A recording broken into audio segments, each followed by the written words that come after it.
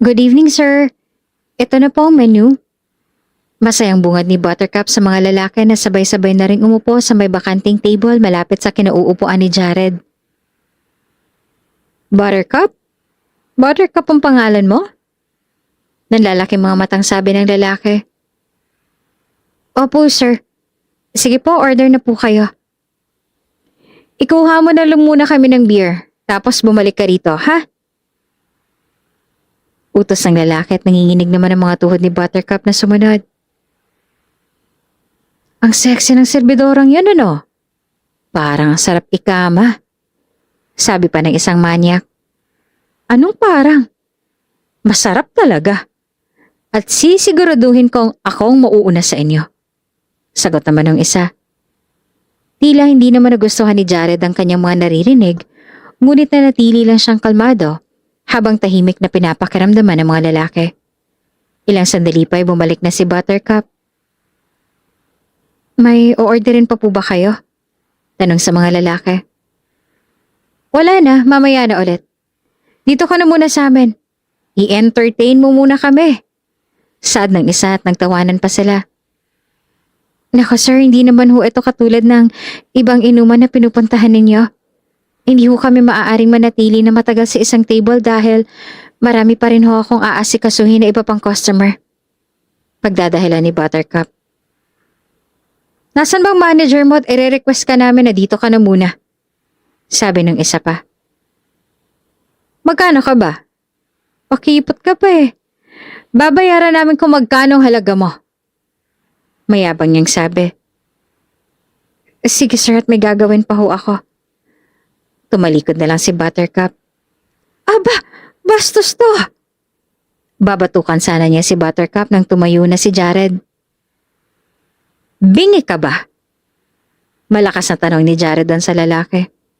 Sabay naman silang napatingin kay Jared at ganoon din si Buttercup. Teka, ako bang kinakausap mo? Matabang naman na tugon ng lalaking balbasarado. Ikaw ang sumagot. Marahil ikaw. Nakangising sagot ni Jared.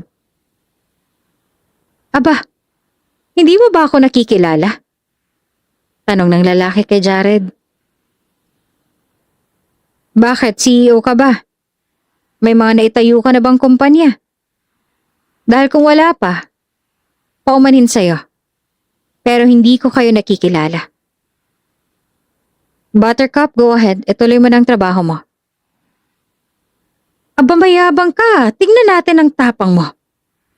Susugod na sana ang lalaki kay Jared para suntukin ito. Nang biglang sabay-sabay na ring tumayo ang mga tauhan ni Jared na nakakalat pala sa buong lugar. Mas marami kesa sa mga basagulerong yon. Lahat ay nakasuot ng itim na damit at lahat ay armado. Kung bago ka pa lang sa channel na ito, Ate Jane TV, huwag kalimutang pindutin ang notification bell and subscribe button. Sana po hindi naman malaking abala sa inyo ang pagpindot ng subscribe button dahil ang kapalit po nito ay ang pagsuporta para makapag-produce ng mga libreng stories sa mga channels ni Ate Jane. Maraming salamat!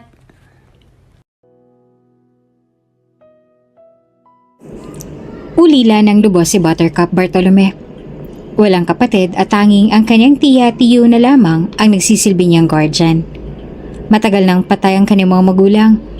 At dahil salat sa buhay, ay wala man lang naiwan ang mga ito sa kanya dahil nangungupahan lamang din sila ng tirahan. Wala na siyang ibang kamag-anak pa na matutuluyan. Kaya sina Tia Mirna at Tio Carding na lang ang nagpresenta para kupkupin siya. Wala rin naman silang anak kaya ayos na lang din sa kanila na doon patirahin si Buttercup sa kanilang puder. Ngunit sa pag-aakalang mamahalin din siya ni na Carding at Mirna na parang isang tunay na anak, ay isang malaking kabaligtaran at kalokohan lang pala. Mas magiging masalimuot ang kanyang buhay sa pagtungtong niya sa kanilang pamamahay. Buttercup!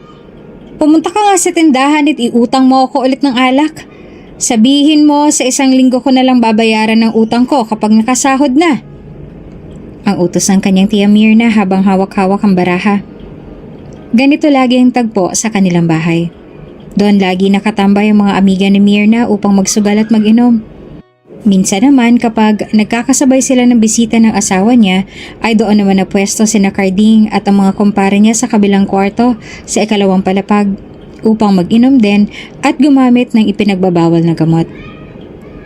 Pero tiya, papasok na po ako sa trabaho ko. Late na po ako ng ilang minuto. Nag-aalalang sagot naman ni Buttercup sa kanyang tiya. Hindi naman ito ikinatuwa ni Myrna kaya tinaasan niya na lang ng kilay si Buttercup. Hoy, Buttercup! Alalahanin mo na palamunin ka lang namin dito. Kaya kung ano sasabihin ko o iutos man, lahat ay susundin mo at wala kang karapatang mga tuwiran. Ang babisit na to. Kung wala kami ng tiyo Carding mo, baka kasama ka na ng mga palaboy dyan na nangangalakal ng mga karton at bote. Kaya hala, lumayas ka sa harapan ko at gawin mo ng ipinag-uutos ko. At malapit na akong manalo. Baka lalo pa ako malasin sa'yo. Anas ang kanyang tiya Myrna habang humihitit ng sigarilyo. Nagtawanan naman ang mga amiga ni Myrna at tila nagustuhan pang ginawa nitong pamamahiya sa kanyang pamangkin na si Buttercup. Wala na rin nagawa pa si Buttercup kaya sumunod na lamang ito sa kanyang tiya. Hindi lubos maisip ni Buttercup na ganito ang mangyayari sa kanyang buhay at matagal niya nang gustong umalis sa poder ng kanyang tiya. Ngunit lagi siyang pinagtatangkaan ng mga ito na papatayin siya dahil si Carding ay kabilang at sangkot sa isang malaking sindikato ng droga sa kanilang lugar. Kaya hindi na ito kailanman sumagi pa sa kanyang isipan. Tiya, ito na pong alak, mauna na po ako. Inabot ni Buttercup ang pinabiling alak ng kanyang tiya Myrna sa kanya at akma nang aalis nang bigla na lang magsalita ang kanyang tiya. Oh, nasaan ang Yossi? Hindi ba't sabi ko sa'yo bumili ka rin ng Yossi? Nasaan na? Kunot noon niyang tanong kay Buttercup. May sinabi po ba kayo? Sa natatandaan ko po wala, tiya. Utal na sagot naman ni Buttercup kay Myrna. Malakas ang maibinagsak ni Myrna ang kanyang baraha sa mesa at saka tumingin ng masama kay Buttercup. Hoy! Pinapalabas mo bang sinungaling ako? Tanong pa ni Myrna habang nanlilisik ang mga matang nakatingin sa kanya.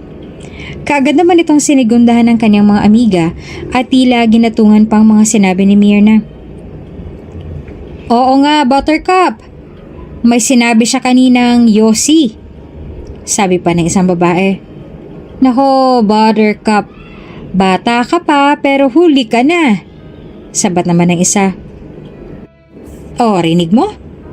Lahat sila narinig na may sinabi ako kanina. Pagmumukain mo pa akong sinungaling. Ang sabihin mo, tinatamad ka na lang bumalik dahil kating-kati ka nang pumasok sa trabaho mong pagseservidora. Wala ka talagang silbi. Lumayas ka na nga sa paningin ko at baka hindi lang kita matansya. Galit pang sabi ni Myrna sa pamangkin at sumunod na kaagad ang dalaga.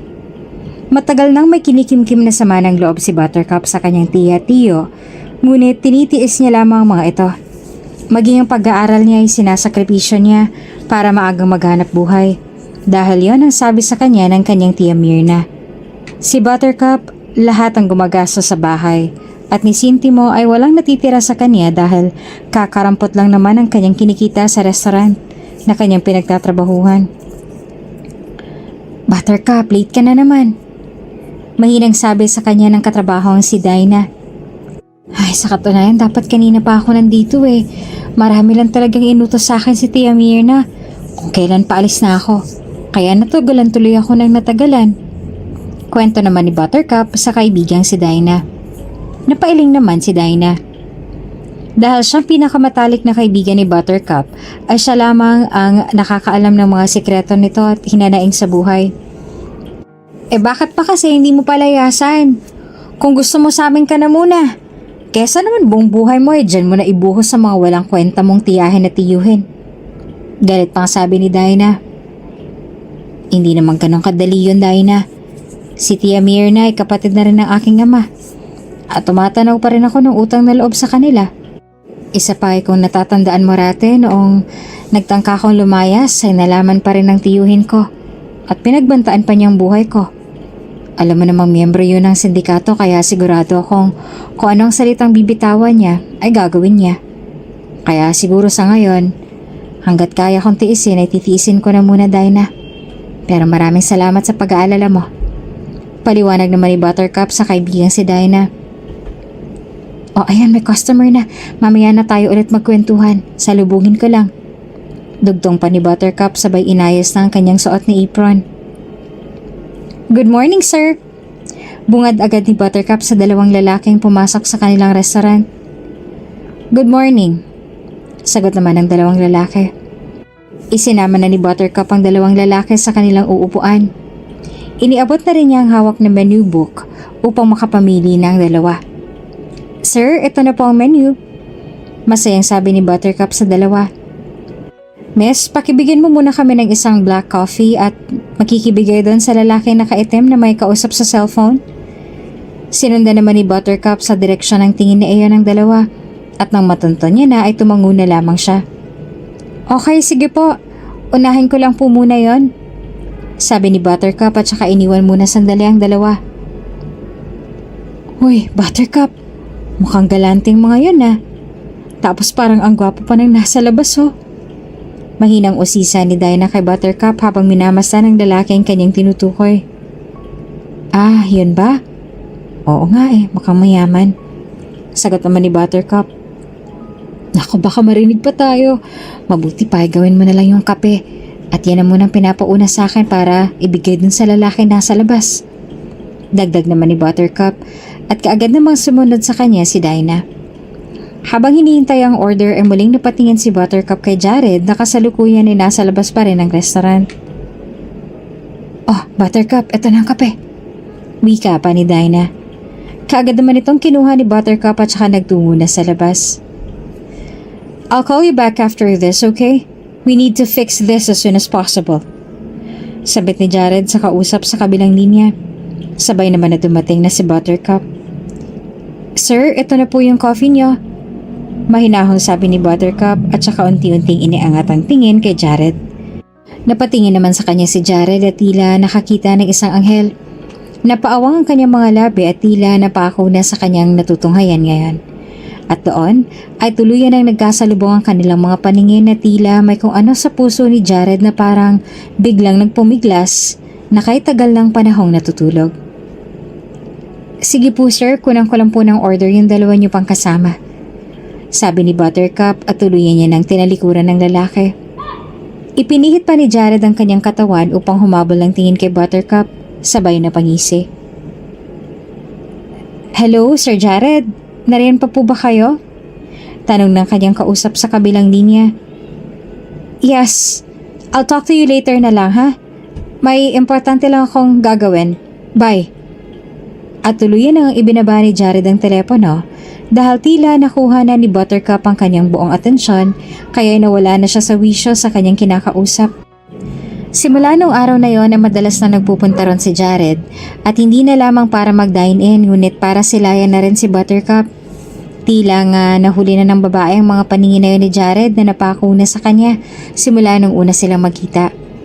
Palibhasa ay may alfresco rin sa gabi ang restaurant na yon ay inaabot na rin si Buttercup ng dilim bago makauwi sa kanila. Dahil kaunti lang naman silang tauhan doon kaya't hanggat may nagiinom pa sa labas ay hindi sila pwedeng umuwi.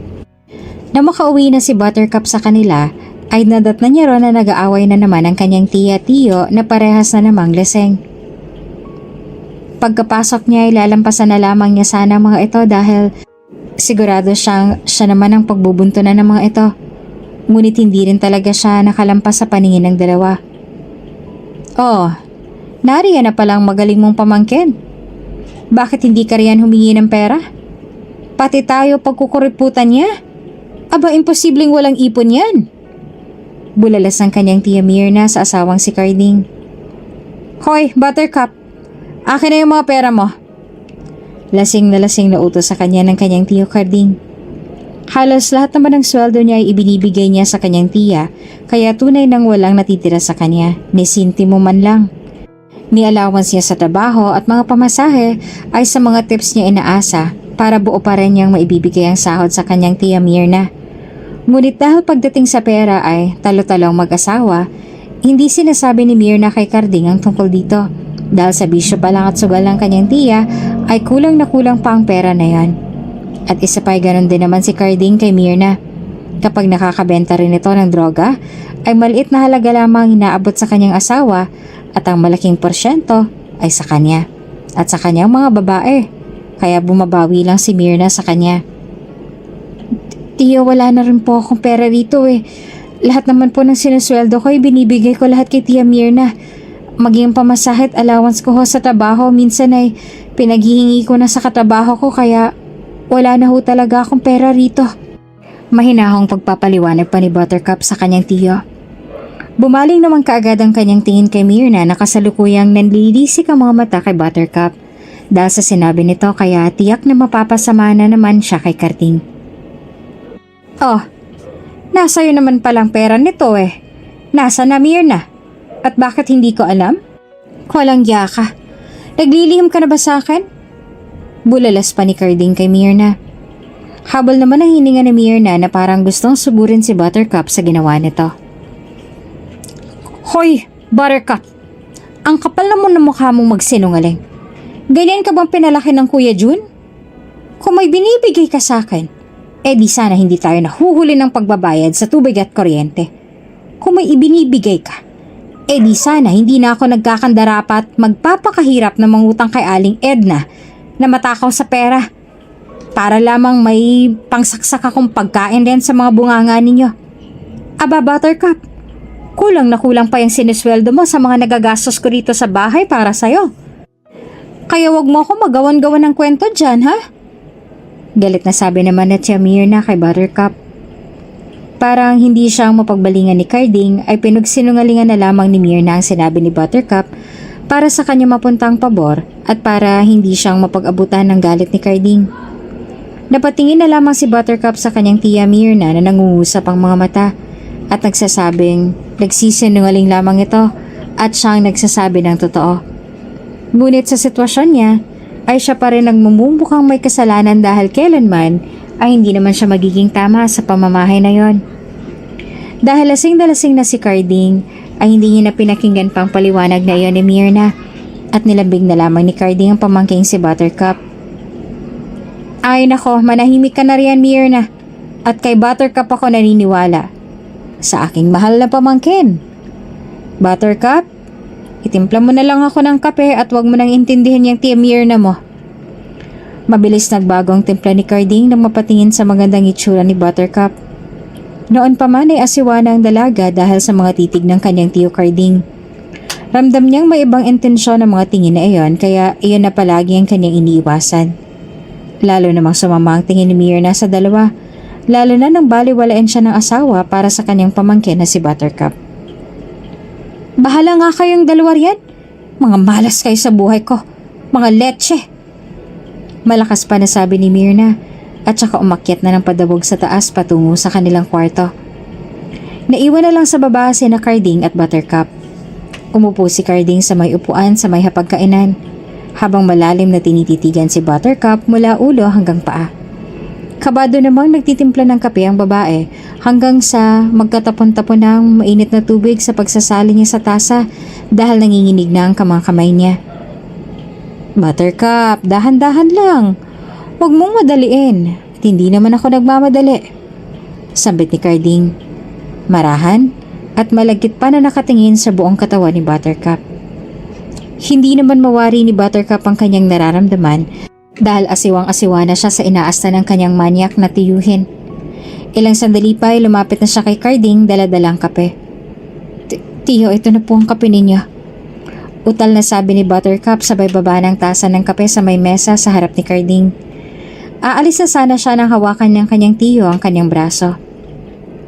Saglit lang, bakit ka ba nagmamadali? Makipagkwentuhan ka muna sa akin. Gusto ko pang kausapin ka eh. Pasalamat ka nga, pinagtanggol kita sa Tia Myrna mong bungangera. Kaya dito ka na muna. Samahan mo muna ako. Sabi pa ni Carding sa pamangkin niyang si Buttercup, nakasalukuyang iritable sa inaasta niya ngayon. Pasimple namang kumakawala si Buttercup sa pagkakahawak na iyon ni Carding sa kanyang braso at saka sumagot. Maaga pa ho kasi ako bukas tiyo kaya matutulog na ho sana ako. Utal na sagot naman ni Buttercup sa kanyang tiyo Carding. Masahin mo naman muna tong likod ko kahit kaunting oras lang. Wika ni Carding. Pero po, Tio Carding, kailangan ko na ho talaga na matulog. Medyo napagod din ho ako eh. Pasensya na po. Tataas na po ako.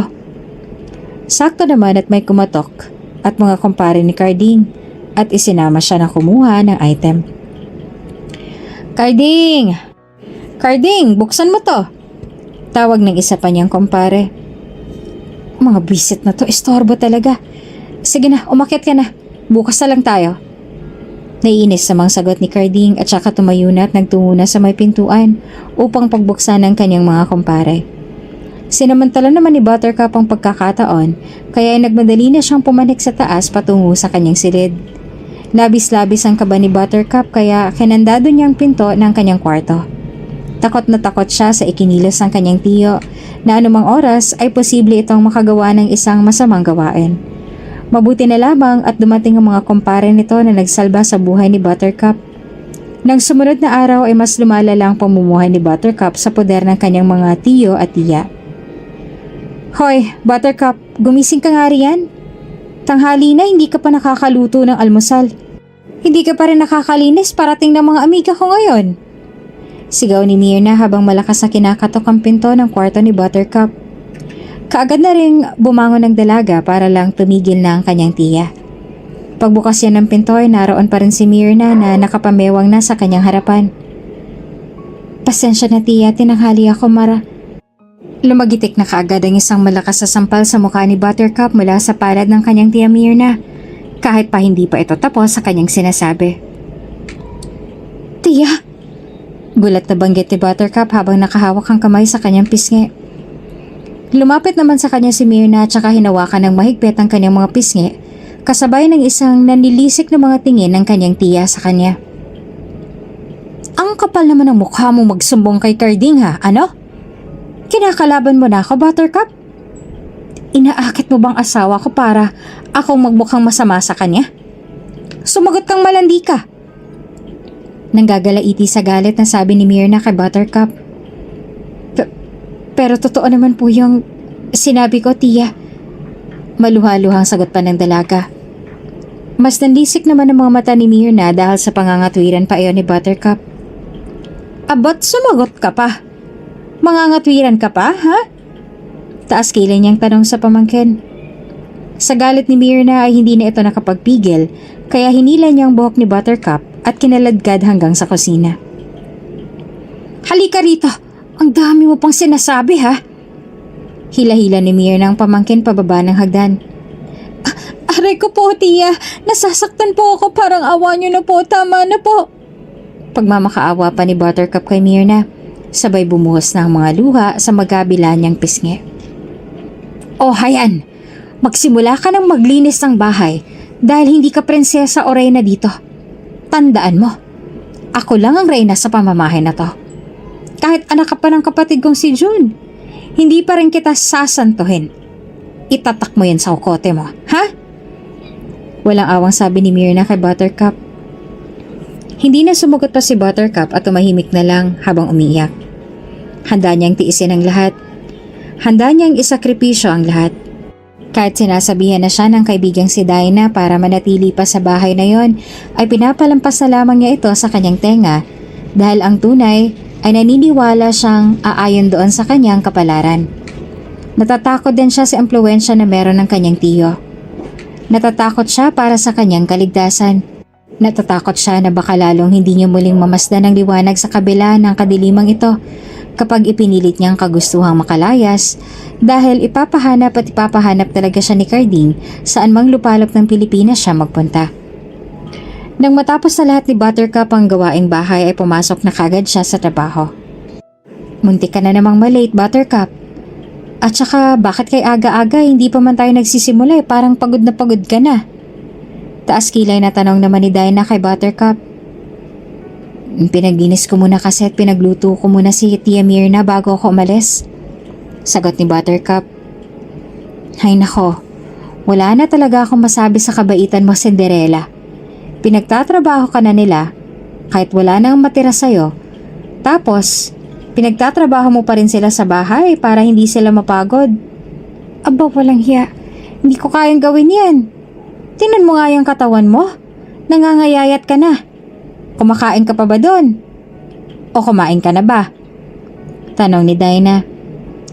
Sobra siyang naapektuhan sa nangyayari sa buhay ng kaibigang si Buttercup dahil hindi lang naman isang kaibigan o katrabaho lamang ang turing niya rito, kundi isang tunay na kapatid na labis ng simpatsya sa nararamdaman niya para sa kaibigan, kaya naiinis na siyang sobrang kabaitan ni Buttercup kahit paulit-ulit na itong inaabuso ng sarili pa niyang mga kamag-anak. Hindi pa. Wala rin pang makakain sa bahay eh. Ang niluto ko rin ay sapat lamang kina Tia Mierna at Tio Karting. Pero okay lang ako. Hindi pa naman ako nagugutom. Sagot ni Buttercup at saka umiwas ang tingin kay Dinah. Napansin naman ni Dinah ang pisngi nito na akala niya noong una ay mapula lang dala ng blush on. Ngunit nang mapansin niyang walang kabila ay nag-usisa ng muli ito. Kunot noong hinawakan ni Dinah ang mukha ni Buttercup at pesahang ipinihit paharap sa kanya. Bakit ang pula ng pisngi mo, Buttercup?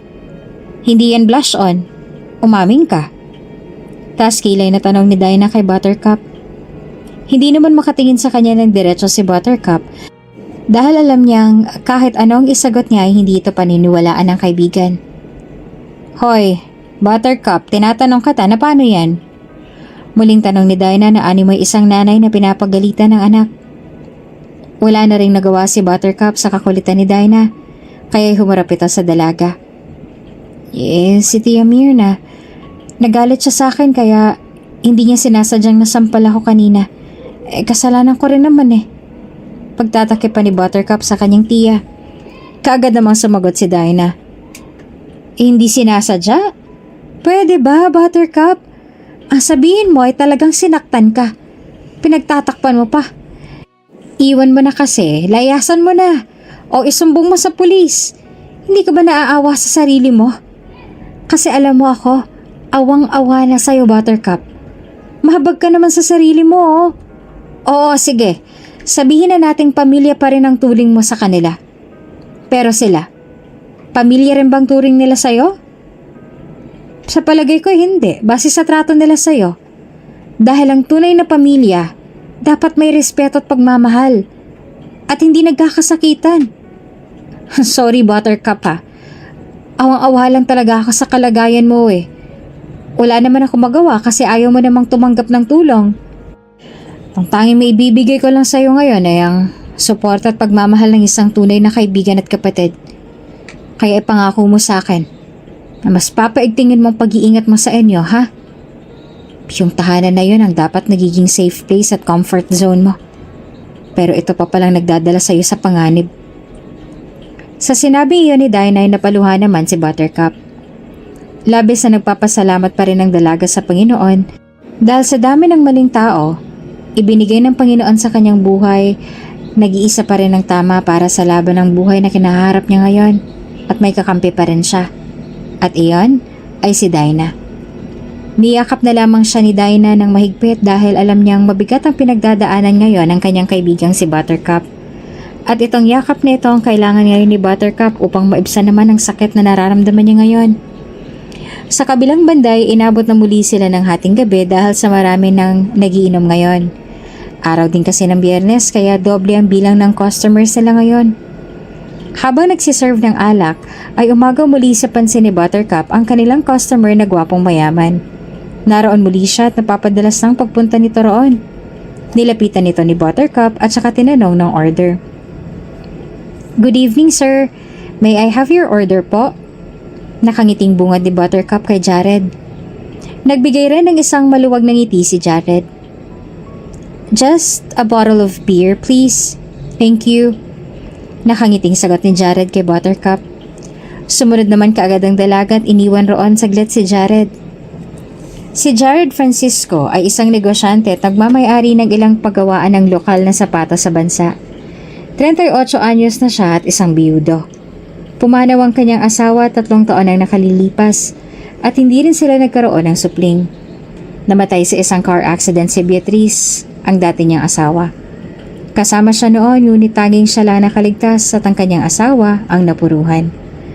Simula nung araw na mawala ang kanyang asawa ay nawala na rin ng interes sa pag-ibig ito. Nawala na rin ng interes sa babae at itinoon na lamang ang kanyang buong atensyon sa pagpapatakbo ng kanyang negosyo. Magpaganon pa man, hindi pa rin halata kay Jared na nasa ganoong edad na dahil alaga pa rin ang kanyang katawan ng gym at tamang diet kaya marami na rin nagkakandara pa sa kanyang mga kababaihan. Samantala, pagkabalik ni Buttercup ay dala-dala na nito ang isang bote ng beer na order ni Jared. "Sir, ito na po ang order niyo," nakangiting sabi ni Buttercup kay Jared. Ngumiti naman sa kanya ang lalaki. "Thank you, Miss Buttercup," wika nito. Namilog naman ang mga mata ni Buttercup sa narinig. Kilala niyo po ako?" Utal na tanong ni Buttercup sa lalaki. Ngumisi naman si Jared. "Yes, because you're wearing your name tag." Saad niya pa. Napatingin naman si Buttercup sa suot niyang name tag na nakadikit sa kanyang dibdib at saka tuluyan ang namula ang buong mukha sa hiya. Sorry po, oo nga pala, may name tag nga pala ako." Nahihiyang paumanhin pa ni Buttercup. Napakamot na lang siya sa ulo at napakagat sa kanyang labi. Ilang segundo rin siya nakatayo roon nang muli niyang alokin ng beer si Jared. "Beer pa po, sir? O pulutan? Marami po kaming appetizers dito, talagang masasarap," wika ni Buttercup. Naningkit naman ang mga mata ni Jared. "Masarap ba talaga?" tanong niya. Napalunok naman si Buttercup. Oo naman po, sir. Ito po ang sisig namin. Binabalik-balikan po to sa amin. Subukan niyo po," sagot naman ni Buttercup. Sa katunayan, kahit ano naman ang ialok ni Buttercup kay Jared ay hindi naman ito tatanggihan. Dahil ang masilayan pa lang ang nakakabighaning itsura ni Buttercup ay tila busog na ang lalaki. "Sige, bigyan mo ako ng sisig," nakangiting sabi ni Jared at masaya namang sumunod sa kanya si Buttercup. Sa malayo naman ay pasimple na pala silang pinagmamasa ni Dinah, kaya nang bumalik roon si Buttercup ay abot-abot ang panunukso nito sa dalaga. Uy, Buttercup, nakita ko yon ha? Inurasan ko yon. Mga nakaisang oras ka rin kay Sir Pogi ha? Panunukso pa ni Dinah sa kaibigan. "Pwede ba, Dinah? Matagal lang talagang umorder si Sir, wag mo namang bigyan ng mali siya," wika pa ni Buttercup na aminin man niya sa hindi ay kinikilig din siya kay Jared. "Asus, kunwari ka pa." "Ano? Naitanong mo na bang pangalan?" Muling usisa pa ni Dinah. Umiling na lamang si Buttercup. "Hindi. At saka bakit ko naman kukuhanin at aalamin ang pangalan niya? Isipin pa no na may gusto ko sa kanya eh." Pabirong sabi naman ni Buttercup. "Ipaluto mo na nga tong sisig, puro ka lang chika eh. Sige na at magte-take pa ako ng order ron." Tumalikod na si Buttercup at saka nagtungo na sa mga lalaking bagong dating na nasa 6 katao. "Good evening, sir. Ito po ang mga menu." Masayang bungad ni Buttercup sa mga lalaki na sabay-sabay na ring umupo sa may bakanting table malapit sa kinauupuan ni Jared. Na makaupo na ng maayos sa mga lalaki ay pinagmasdan nila si Buttercup. Yung isa ay tumayo pa upang tignan ang name tag ng dalaga na nakadikit sa may bandang dibdib niya. Napahakbang naman patalikod si Buttercup sa inastang iyan ng lalaki. Tila mga nakainom na rin ang mga ito dahil mga amoy alak na. "Buttercup? Buttercup ang pangalan mo?" Nanlalaking mga matang sabi ng lalaki. Opo, sir. Sige po, order na po kayo." Irritabling sagot naman ni Buttercup. "Ikuha mo na lang muna kami ng beer. Tapos bumalik ka rito, ha?" Utos ng lalaki at nanginginig naman ang mga tuhod ni Buttercup na sumunod. Pansin naman ito ni Jared kaya nagdilim ang mukha niya habang pinagmamasan ang malakas na tawanan ng mga lalaking iyon. Dumaraan din sa kanyang tenga ang usapan ng mga ito nung nakatalikod na si Buttercup. "Ang sexy ng servidorang yan, ano? Parang asarap ikama," sabi pa ng isang maniak. "Ano parang? Masarap talaga. At sisiguraduhin kong akong mauuna sa inyo," sagot naman ng isa. Tila hindi naman nagugustuhan ni Jared ang kanyang mga naririnig. Ngunit nananatili lang siyang kalmado habang tahimik na pinapakiramdaman ng mga lalaki. Ilang sandali pa ay bumalik na si Buttercup, dala-dala ang isang bucket ng beer. Dahil nakaharang mga upuan ay kinailangan niya pang dumukwang sa pagitan ng mga lalaking iyon upang mailagay ang bucket of beer sa mesa ng mga ito. Sinadya naman nilang hindi iabot yon upang mapadampi ang katawan ni Buttercup sa kanila. Mabilis ang umagwat ang dalaga pagkababa ng bucket. May o-orderin pa po ba kayo? Tanong sa mga lalaki. Wala na, mamaya na ulit. Dito ka na muna sa amin. I-entertain mo muna kami. Saad ng isa at saka nagtawanan sila. Naku sir, hindi naman ho ito katulad ng ibang inuman na pinupuntahan ninyo. Hindi ho kami maaaring manatili na matagal sa isang table dahil marami pa rin ho akong aasikasuhin na iba pang customer. Pagdadahilan ni Buttercup. Nasaan bang manager mo? At i-request ka namin na dito ka muna. Sabi naman ng isa. Umimik naman ang isa pa nilang kasama. Magkano ka ba? Pakipot ka pa eh. Babayaran namin kung magkano ang halaga mo. Mayabang niya pang sabi. Nararamdaman na rin ni Dinah na nagkakaroon na ng tensyon sa pagitan ng kanyang kaibigang si Buttercup at ng mga lalaki. Hindi naman magawang malapitan pa dahil parami na ng parami ang mga customer at 3 lamang sila sa dining at puro babae pa.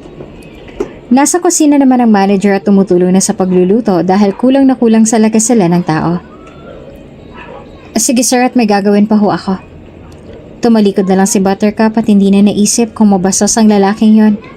Ngunit sadyang mapusok ang mga lalaki. Aba, bastos to! Babatukan sana niya si Buttercup nang tumayo na si Jared. Bingi ka ba? Malakas na tanong ni Jared doon sa lalaki. Sabay-sabay naman silang napatingin kay Jared at ganun din naman si Buttercup. Ngunit walang bakas ng kaba o anumang takot si Jared sa kanyang muka at tila kalmado pa rin ang lalaki. Ako bang kinakausap mo? Matapang naman na tugon ang lalaking balbasarado. Marahil, ikaw ang sumagot ng tanong ko eh. Nakangising sagot naman ni Jared. Kabado namang nakatayo ron si Buttercup at humakbag na palayo sa grupo ng mga lalaking yon, papalapit kay Jared. Aba, hindi mo ba ako nakikilala? Tanong ng lalaki kay Jared.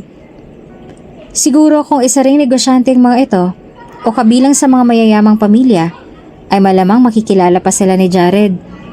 Ngunit dahil mga mukhang tambay lang naman at puro pag-iinom ang nalalaman sa buhay, ay hindi niya pag-aaksayahang makilala pa ang mga ito.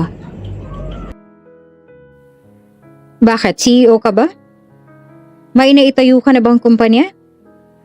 Dahil kung wala pa, pumanhin sa inyo, pero hindi ko kayo nakikilala. Seryosong sagot naman ni Jared. Nagkatingin na naman ang mga lalaking yon na tila napahiya sa mga tanong na iyon ni Jared. Dahil wala nang maisagot ang mga basagulerong yon, ay bumaling na ang atensyon ni Jared kay Buttercup. Buttercup, go ahead. Ituloy mo ng trabaho mo. Maginoong sabi na utos ni Jared kay Buttercup. Ngumiti naman sa kanya ang dalaga at tumango na lamang tanda ng kanyang pagpapasalamat. Ngunit sadyang nag-aamok ng away ang mga lalaki. Sabay-sabay nang tumayo ang mga ito at planong pagtutulong-tulungan si Jared. Napatingin naman sa kanilang lalaki at muling ngumisi. Mayabang ka ha? Tingnan natin ang tapang mo. Susugod na sana ang lalaki kay Jared para suntukin ito nang biglang sabay-sabay na rin tumayo ang mga tauhan ni Jared na nakakalat pala sa buong lugar. Mas marami kesa sa mga basagulerong yon. Lahat ay nakasuot ng itim na damit at lahat ay armado. Nakatutok sa kanilang grupo ang mga baril ng mga tauhang iyon ni Jared na ikinagulat naman ang lahat, maging si Buttercup. Sinong mga yan? Utal na tanong ng balbas saradong lalaki na kani-kanina lamang ay ubod ng tapang. Sino ba sila sa tingin mo? Nanilisik na tanong ni Jared sa lalaki. Hindi na nakaimik pa ang lalaki dahil wala rin naman sila magagawa dahil isang batalyon pa lang kasama ni Jared at puro nakaarmas pa. Kumpara sa kanila na wala man lamang dala na kahit na ano. Umalis na kayo at huwag kayong babalik dito. At kung manggugulo kayo, siguraduhin yung papalag kayo. Wika ni Jared sa mga lalaki. Mabigat naman ang loob ng grupo na umalis at masama pa rin ang tingin kay Jared. Sinenyas na lang ni Jared ang kanyang kamay sa itaas at umupo na ang kanyang mga tauhan. Sir, salamat po. Utal na sabi ni Buttercup kay Jared. Lumingon naman sa kanya si Jared at ngumiti. Wala kang dapat na ipagpasalamat. Dahil responsibilidad ko yan. Anyway, nasa na ang sisig ko? Nakangiti pa nitong tanong kay Buttercup. Bigla namang naalala ng dalaga ang order ni Jared kaya nagpaalam na ito sa lalaki upang asikasuhin na yung order. Muling bumalik sa normal ang lahat dahil sa tulong ni Jared. Labis-labis naman ang pasasalamat ni Buttercup at palihim niyang hinahangaan si Jared. Ng mga sumunod na araw ay nagtatakang nakatingin sina Buttercup at Dinah sa apat na lalaking kausap ng kanilang manager. Sa isip nila, sila marahil ang kanilang bagong makakasama sa trabaho. Siguro ay pinaalam na ni manager sa may-ari ang nangyari kagabi, kaya biglang nag-hire ng mga lalaki. Mahinang sabi ni Dinah kay Buttercup. Kaagad namang sumang-ayon si Buttercup. Siguro nga. Kailangan naman talaga natin na makakasama rito na lalaki, lalo pa sa gabi. Dahil dumarami ng mga customers at hindi talaga maiiwasang walang bastos. Sabi naman ni Buttercup. Speaking of, mabuti na lang laging nandyan si Sir Pogi, ano? Aba, maghapon yatang narito yun para lang siguro bantayan ka. Pabirang sabi pa ni Dinah. Hoy, ano ka ba? Napaka-imposible naman yan. Mukhang may asawa na siya kaya ayokong umasa. Sagot naman ni Buttercup. Oh, di inamin mo nga na gusto mo siya. Kunwari ka pa, sus! Panunukso pa ni Dinah. Mahanga lang naman. Sa kalagitnaan ng kanilang pag-uusap ay natapos na rin ang pag-uusap ang apat na lalaki at ang kanilang manager. Sir, sino po sila? Usisa ni Dinah sa kanilang manager. Silang mga bago niyo makakasama. Sila nang tatao sa alfresco at hindi na kayo. Paliwanag ng kanilang manager. Nasabi niyo po ba sa may-aring nangyari kagabi kaya kaagad na nag-hire? Tanong muli ni Dinah. Actually, si Sir Jared talagang may-ari ng restaurant na to. Sagot naman ng manager na ikinagulat ng dalawa. Jared? Sino pong Jared? Usisa pa ni Buttercup. Ayan, nariyan na pala si Boss Jared. Saad ng manager na nakatingin pa sa labas ng resto. Sinundan naman ng dalawang direksyon ng tingin na iyon ng kanilang manager at nang makita nila kung sino iyon ay lalong nanlaki at namilog ang kanilang mga mata. Siya? Siyang may-ari nito? Takang tanong ni Buttercup. Oo. Actually, binili niya raw to last week lang. At siya rin yung nagpaalis sa mga bastos kagabi. Dagdag pa ng kanilang manager. Hindi naman makapaniwala si Dinah. Lalong-lalo na si Buttercup sa nalamang iyon na yung lalaking laging pinagsisilbihan ni Buttercup at yung lalaking may-ari ng resto na pinagtatrabahuhan niya ay iisa. Lalong bumilis ang tibok ng kanyang puso at pumasok na sa loob si Jared. Good morning, Boss Jared, bungad ng manager. Good morning, sala na ba yon? Tugon niya. Ang tinutukoy niya yung apat na lalaking makakasama ni na Buttercup sa trabaho. Opo, boss. Sila na po yun at na-interview ko na rin po sila. Kinilatis naman ni Jared sa tingin ng apat na lalaking yun. Sige, pagsimulain mo na sila ngayon. Utos naman ni Jared at kaagad namang sumagot ang manager. Habang sina Dinah at Buttercup ay nakatunganga pa rin sa kanila na hindi pa rin makapaniwala sa nangyayari. Buttercup? Tawag pa ni Jared. Ilang segundo pa'y bumalik na rin sa ulirat si Buttercup. Sir? Bakit po? Utal niyang tanong. Black coffee please. Pakidala mo na lang sa labas. Nakangiting utos ni Jared sabay tumalikod na sa mga ito. Kung tutuusin, hindi talaga linya ni Jared ang magpatakbo ng food business. Sakto lamang na common friend niya ang may-ari nito kaya ora mismo ay binili niya na ito. Kahit pa alam niya na palugi na. At malapit nang magsara ang restaurant na yon. Nahikayat din siyang bilhin nito dahil kay Buttercup. Mas gusto niyang bantayan at siguraduhin na ang kaligtasan ng dalaga, lalo pat lapitin talaga ito ng mga lalaking halangang kaluluwa dahil sa angkin nitong ganda. Simula nung araw na yon ay halos araw-araw nang nasa store si Jared kahit wala naman itong ginagawa roon. Minsan pa ay nakahanap siya ng pagkakataon na makakwentuhan si Buttercup ng solo. Buttercup, saan ka pupunta? Tanong ni Jared habang humihigop ng kape sa labas ng resto. Kaagad namang huminto si Buttercup. May kailangan lang po akong bilhin pang dekorasyon sa bayan para sa wedding event po natin bukas dito sa resto. Magalang na sagot ni Buttercup. Saan ka naman sasakay? Kurot ang tanong ni Jared kay Buttercup. Napaisip naman ang dalaga. Magko-commute lang po ako, sir. Tugon naman ni Buttercup. Kaagad naman na tumayo si Jared at saka kinuha ang susi ng sasakyan. Ihahatid na kita. Sigurado ako nasa paligid pa rin yung mga lalaking nambasta sa'yo. Kaya mas mabuti na yung may kasama kang lalaki. Sabi naman ni Jared. Wala na rin nagawa pa si Buttercup dahil boss niya na ang nagpumilit. Isa pa'y gusto rin naman niyang makasama ang lalaki kaya pumayag na rin siya. Tahimik lang sila sa sasakyan habang pinagmamasa ni Buttercup ang loob ng buong sasakyan ni Jared ay hindi niya maiwasang mapamangha sa gara at bango ng buong sasakyan. Sa palagay niya ay isa ito sa mga mamahaling nabibili lamang ng mga bilyonaryo na hindi naman kayang bilhin ng isang ordinaryong tao na katulad niya. May problema ba, Buttercup? Nakangiting tanong ni Jared sa dalaga na halos mapanganga sa paghanga sa sasakyan.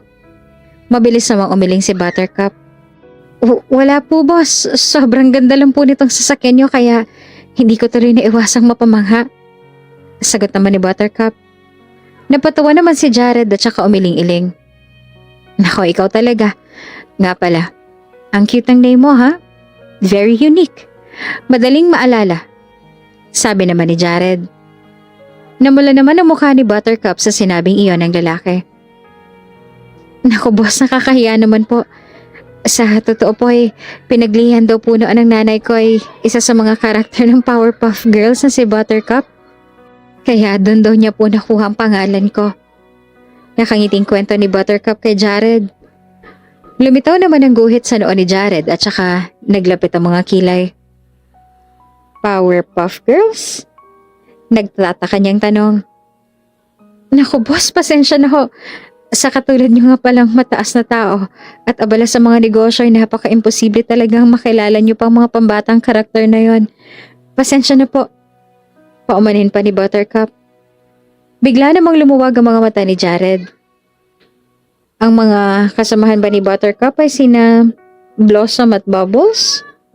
Taas kilay niyang tanong.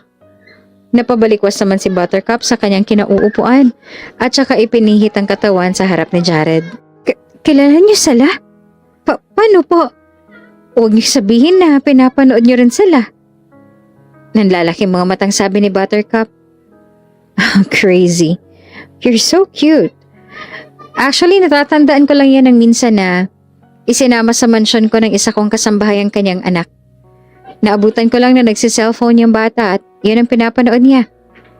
Alam mo ba na sa tuwa ko sa batang yon, the next day, pinahanapan ko siya ng malaking stuffed character toy ng tatlong yon. At sobrang tuwang-tuwa ng bata dahil yun palang wishlist niya sa nanay niya sa birthday niya. I was devastated pa nga that time dahil pakiramdam ko hinapangunahan ko pa tuloy ang nanay niya sa dapat niyang bilhin noon para sa birthday ng anak niya. Pero she was thankful to me kasi noong mga panahong yon ay pan-Jollibee lang daw ang anak na meron siya. At nasabihan niya ng bata na baka hindi muna siya mabili ng regalo. Kaya saktong-sakto talagang pagkakataon na yon. Ewan ko ba.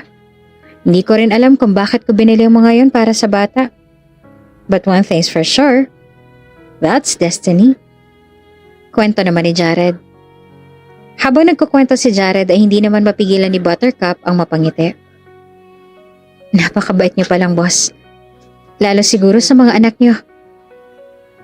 Sagot naman ni Buttercup. Napatingin naman sa kanya si Jared.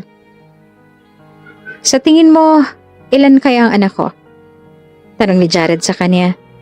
Napaisip naman si Buttercup. 2 po? Sagot niya. Mali? 1 po? Muling hula ni Buttercup. Mali. Sa huling pagkakataon ay muling mahula si Buttercup. 3? Tanong niya. Lahat ay mali. Dahil ang totoo, ay wala pa akong anak. Wika niya. Tila napahiya naman si Buttercup sa sinabi niya kanina. Wala pa? So wala pa rin po kayong asawa? Utal na tanong naman ni Buttercup. Muli namang dumiretso ang tingin ni Jared sa daan habang nagmamaneho. I had a wife, pero iniwan niya ako kaagad. Matipid niyang sagot. Ano pong ibig niyong sabihin? Usisa naman ni Buttercup. She died 3 years ago because of a car accident. Kaming dalawang magkasama nun. After that horrible tragic incident, unfortunately, ako lang nakaligtas at ang asawa kong napuruhan. It was my fault kaya hirap pa akong patawarin ang sarili ko. I was drunk then. Pero nagpumilit pa rin akong sunduin siya sa event na pinuntahan niya. Gusto ko lang naman siyang sunduin eh. I just want to get her home safe. Pero hindi ganun ang nangyari. Ako patuloy nagdala sa kanya sa kapahamakan. Kaya until now, sinisisi ko pa rin ang sarili ko sa nangyari sa kanya. At hindi na rin kami binigyan ng pagkakataon na maging magulang dahil naging abala kami sa negosyo namin, nabubuhay pa siya kaya hindi kami nagkaroon ng anak. And that was my not so happy ending story. Kwento ni Jared. Mabilis naman nagbago ang timpla ng reaksyon ng mukha ni Buttercup. Kung kanina lamang ay napapangiti pa siya, ngayon naman ay tila napalitan na ito ng lungkot sa kanyang mukha. Grabe naman po palang pinagdaanan niyo, sir. Nakikiramay pa rin po ako sa pagkawala ng asawa ninyo. Malungkot naman na sabi ni Buttercup. Muling ngumiti si Jared para mabura ng lungkot sa mukha ni Buttercup. Pero ayos na yan, huwag mo nang isipin yung nakaraan ko. Ang mahalaga yung ngayon, okay? Nakangiting wika naman ni Jared. Ilang sandali pa ay nakarating na sila sa mall upang doon mamili ng ilang mga gagamiting pangdekorasyon. Boss, ano po kayang mas magandang kulay na babagay sa black? Ito pong gold o pink? Kumunot naman ang noo ni Jared tsaka nag-isip. All colors are good with black but I think with that too, I would choose the gold one. Sagot ni Jared. Yung golden naman ang gusto ni Buttercup kaya hindi na ito tumanggi pa. Habang naglalakad ang dalawa ay napatingin naman sa kanila mga sales lady dahil nagmukhang sugar daddy ni Buttercup si Jared. Sa halip ng pagtawanan ay napasana all na lamang sila dahil sa angking gwapo at tikas ng pangangatawan ni Jared. Sa isip nila ay sana ay sila na lamang nasa posesyon ni Buttercup. Sa isang jewelry store ay napahinto si Buttercup. Napahinto rin si Jared at ang tatakang pinagmasdan ng babae. Wow, ang ganda naman. Mahal nga lang. Mahinang sabi ni Buttercup. Tinitigan din ni Jared yung cross necklace na tinutukoy ni Buttercup. Mahal siya dahil maganda. Sagot naman ni Jared. Kaya nga boss eh, hindi talaga maa-afford ng mga mahihirap. Aba ilang kabang bigas nang mabibili riyan eh. Sabi pa ni Buttercup. Tara na po, baka hinihintay na rin po tayo sa store. Dagdag pa ni Buttercup. Hindi ka ba nagugutom? Kumain muna tayo. Pagyayaya pa ni Jared. Bigla namang nag-alala si Buttercup at tila nakalimutang kasama niya ang mismong may-ari ng store na pinagtatrabahuhan niya. Hala, baka hinihintay na po to ni manager eh. Sagot ni Buttercup. Pero ako ang boss. Tugon naman ni Jared at tumingin ng diretso sa mga mata ni Buttercup at saka pinag-cruise ang kanyang mga braso. Natauhan naman si Buttercup na boss nga pala niya ang kasama kaya wala siyang dapat ipag-alala pa. Oo nga pala. Sige po, kumain na muna tayo. At tuluyan na ngang pumayag si Buttercup sa alok ni Jared. Iba yung pakiramdam ni Buttercup sa tuwing kasama siya ni Jared. O kahit nasa paligid lang siya ng dalaga. Kung kinakailangan niyang pahintuin ng orasan at angkinin ng bawat oras, ay nagawa niya na. Huwag lamang matapos ang araw na ito. Ngayon lang niya naramdamang espesyal at mahalaga rin siya sa ibang tao. Hindi man malalim ang relasyon pero yung respeto at palaging makatao ay sapat na kay Buttercup. Dahil ito naman talaga mga bagay na matagal niya nang gustong maasam-asam. Napapangiti na lamang siya dahil hindi niya akalaing ang dating pinag-uusapan lang nila noon ni Dinah sa may store at tinatawag pa nilang Sir Pogi ay kasama niya na ngayong kumain at nakakakwentuhan na rin. Doon na rin nalaman ni Buttercup na sa likod ng yaman at katanigan ni Jared sa larangan ng pagnenegosyo ay may tinatago pa rin itong kasimplihan kagaya nilang mga ordinaryong tao. Hindi niya alam kung bakit sa kanya kinukwento ni Jared ang kanyang mga pinagdadaanan. Pero nagpapasalamat siya dahil pinagkakatiwalaan siya sa kwentong iyon na para sa kanya ay isang personal at pribadong bagay na dapat na ikinukwento lamang sa isang taong tunay niya ng pinagkakatiwalaan. Hanggang sa pag-uwi ni Buttercup ay dala-dala pa rin niya ang mga ngiting suot-suot niya maghapon ng dahil kay Jared. Ngunit mabilis itong nawala nang matauhan siyang narito na muli siya sa pinakamadilim na bahagi ng buhay niya, sa kanilang bahay. Pagkapasok niya ay natatan niyang nag-uusap ng masinsinan ng kanyang tiyo at tiya na nasa sala. Magandang gabi ho, tiya. Tiyo. Bungat ni Buttercup at saka tinalikuran ng dalawa. Ngunit tila siya talagang hinihintay ng dalawa. Hoy, Buttercup, maupo ka rito. Pagalit pa na utos ni Myrna kay Buttercup. Humarap naman kaagad si Buttercup sa dalawa. Bakit ho, tiya? May problema ho ba? Nag-aalala pero kinakabahang tanong ni Buttercup sa kanyang tiya. Makinig ka, Buttercup. Bukas na bukas ay sasama ka sa amin ng tiyo Carding mo at mag-resign ka na sa trabaho mo. Mga salitang ikinagimbal ng mundo ni Buttercup. Hindi niya maunawaan ngayon ang nangyayari pero kung ano man yon ay parang ayaw niyang malaman dahil noon pa man ay nawala ng tiwala niya sa dalawang ito.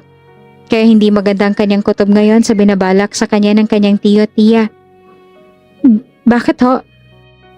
Hindi ho ako maaaring umalis basta-basta sa trabaho ko. May event din po kami bukas at hindi ho ako maaaring mawala roon. Paliwanag ni Buttercup. Nilapitan naman kaagad siya ng kanyang tiya at saka binatukan ng malakas. Mas mahalaga to kaysa riyan sa walang kakwenta-kwenta mong trabaho. At saka, sa ayaw mo man o sa gusto mo, ay wala ka rin magagawa dahil ako masusunod sa pamamahay na to.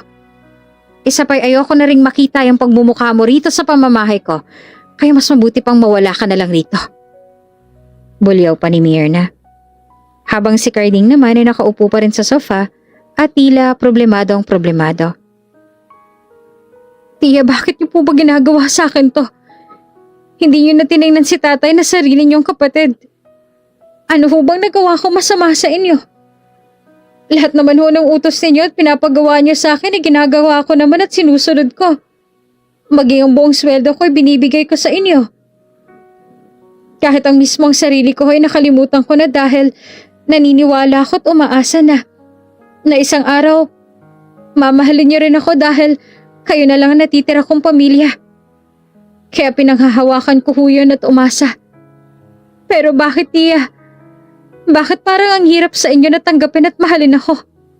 Bakit po? Tuluyan ang bumugso ang mga luha ni Buttercup. Ramdam niya sa mga mata ng kanyang tiya na nakaramdam ito ng kaunting konsensya at habag sa mga sinabi ni Buttercup. Ngunit huli na ang lahat. Wala na rin ibang magagawa pa sina Myrna at Carding dahil para kay Myrna ay mas mahalaga pa rin ang buhay ng kanyang asawa kaysa sa buhay ng kanyang pamangking si Buttercup. Sangkot kasi sa droga si Carding at may naitakbo siyang item at malaking halaga kaya nagalit ang mastermind nila. Binigyan sila ng palugit upang maibalik ang mga nakulimbat nila ngunit nagsumapit ng araw na yon ay wala silang naisauli ni sentimo. Kaya ngayon ay nakatanggap sila ng tawag sa mastermind na ulo na lamang ni Carding ang magiging kapalit dahil ginalit na nila ito. Kaya ngayon, wala nang maisip ang ibang paraan sina Carding at Myrna kundi ang ibayad at ipalit si Buttercup kapalit ng ulo ng kanyang tiyo. Sa katunayan, si Myrna ang nakaisip ng ideyang ito at hindi man lamang nakaramdam ng pagdadalawang isip. Hindi na mahalaga sa kanya kung anong mararamdaman ni Buttercup. Basta, ang mahalaga ay mailigtas niya ang kanyang asawa sa mga kamay ng sindikato.